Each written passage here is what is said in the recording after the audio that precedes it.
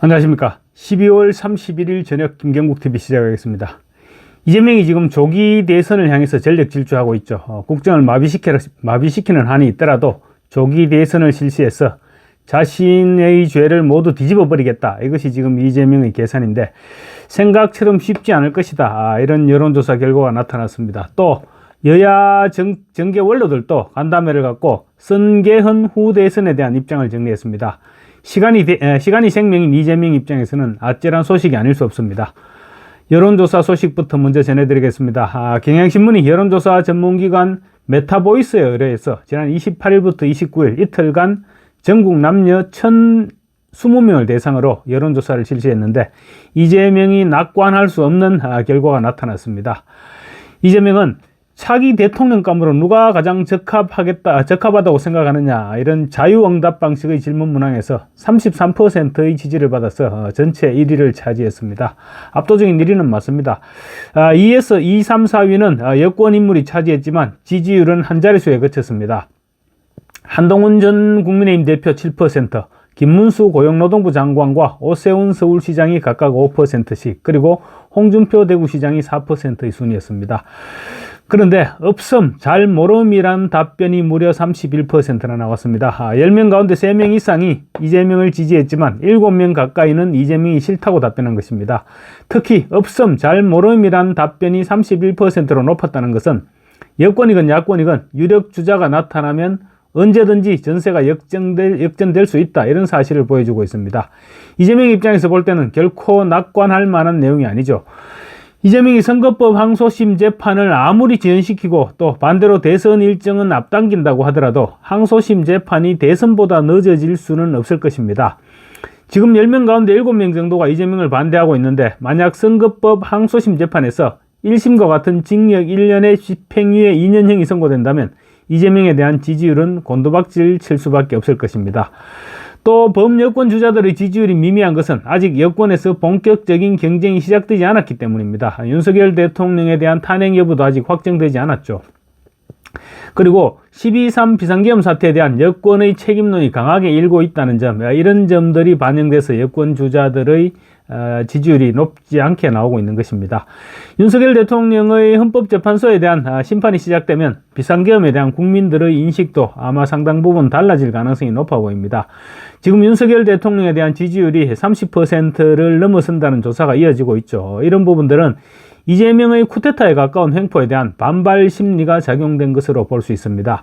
그래서 여권 주자들의 경쟁이 시작되면 보수 진영 전체가 결집할 수밖에 없을 것이고 당연히 특정 주자에게로 언젠가는 쏠림 현상이 생길 수밖에 없을 것입니다. 그렇게 되면 역시 이번에도 2, 3% 안팎의 경쟁이 벌어지지 않겠느냐, 이런 전망이 우세해지고 있습니다. 특히 범야권의 차기 대선 주자에 대한 응답이 주목됩니다. 차기 대통령감으로서 범야권의 다음 인물 중에는 누가 가장 적합하다고 생각하느냐, 이런 질문에는 마찬가지로 이재명이라는 응답이 32%로 나타났습니다.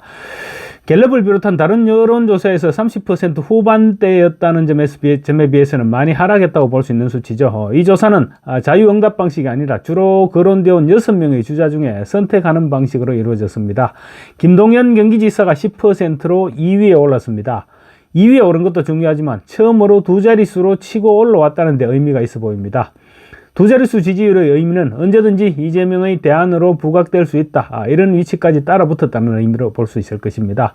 김부겸 전 총리가 8%, 우원식 국회의장이 7%로 그 뒤를 이었습니다. 우원식 의장은 12.3 비상계엄 사태 이후 지금 야권 주자로 급부상하고 있는 상태죠.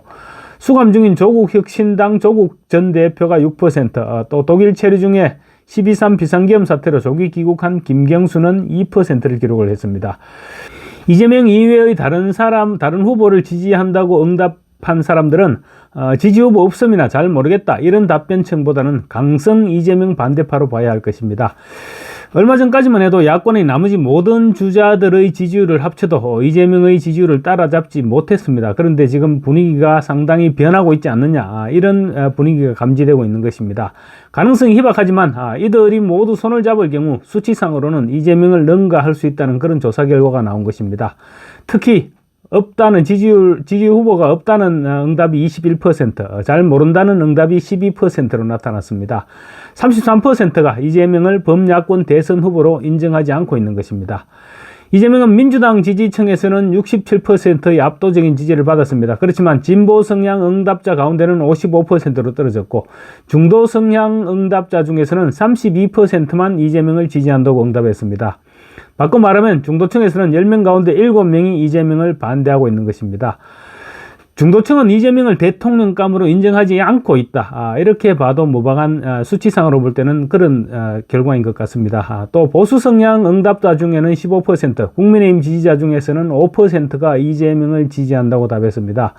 보수 성향과 국민의힘 지지자 가운데 도대체 어떤 사람들이 이재명을 지지한다고 응답했는지 얼굴이라도 한번 봤으면 좋겠습니다.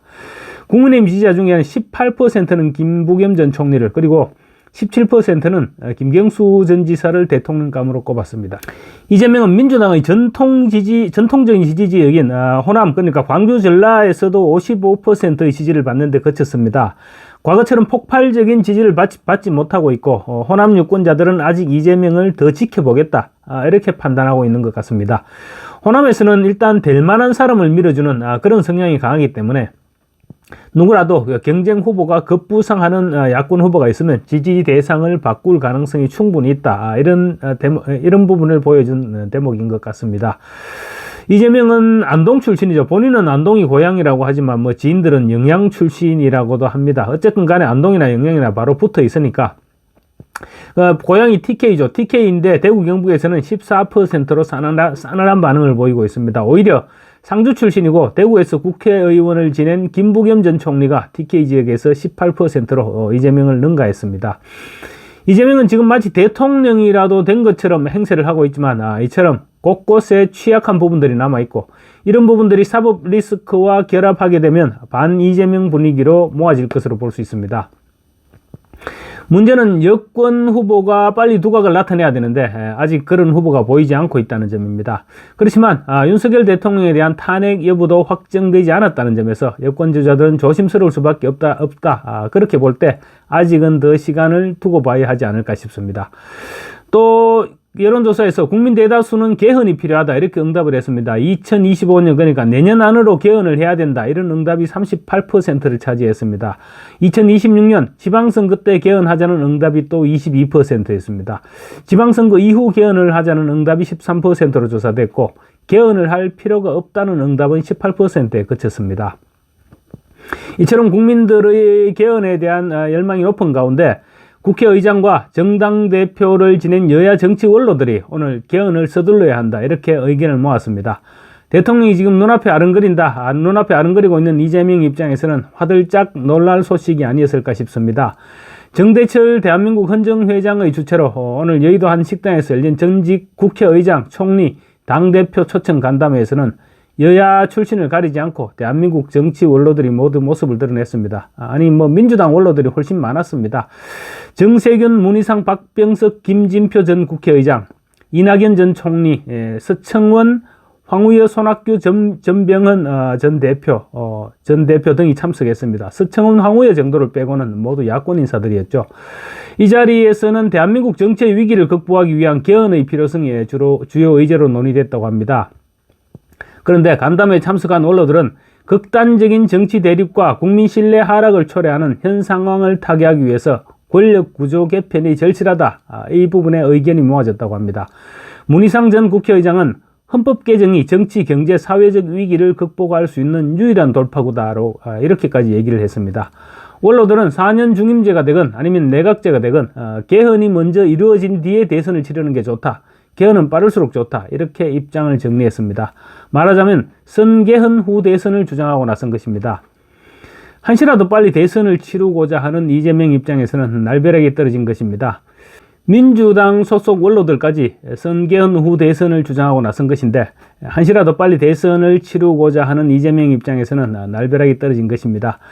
내각제가 되건 4년 중임제가 되건 개헌 논의가 시작되는 순간 이재명의 정치 생명은 사실상 끝이 납니다. 그런데 오늘 모인 정계 원로들이 이 같은 사실을 모를 리가 없죠. 그럼에도 불구하고 선개헌 후 대선을 논의했다는 것은 원로들도 이재명의 집권을 강력히 반대하고 나서던 것이다. 이렇게 볼 수도 있는 대목입니다. 이재명은 지금 갈수록 궁지로 몰려들고 있음이 여러 경로를 통해서 드러나고 있는 것입니다. 감사합니다.